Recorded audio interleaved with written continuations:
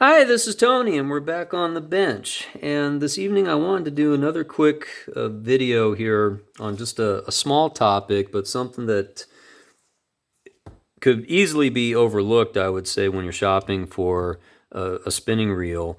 So right here, we've got two similar sized reels here, both Shakespeare models. We've got a Shakespeare GX250 and a Shakespeare Encore USP 250. But if you look carefully, there's something missing from both of these reels that you might find on a different spinning reel. Okay, and I'm sure that there's plenty of people out there that know what I'm talking about already.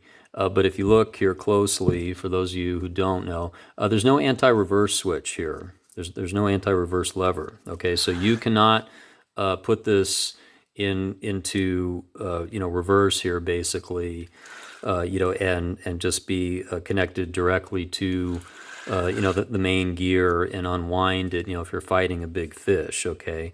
These reels don't come with that. Now, granted, these are combo reels. However, there are some combo reels that exist, that do have that function, right? So this is another Shakespeare. This is an ugly stick GX35.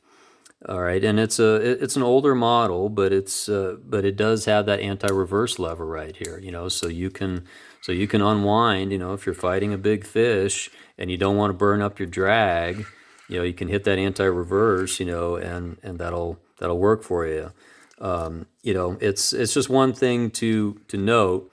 Granted, when you're doing that with a spinning reel, that can be tricky sometimes, but it's a feature sometimes that's helpful to have, and sometimes you want to make sure that that when you're purchasing something, you want to know all the functions and the features that it has. Okay, but these particular models, they don't have that. So one thing to watch out for when you're shopping.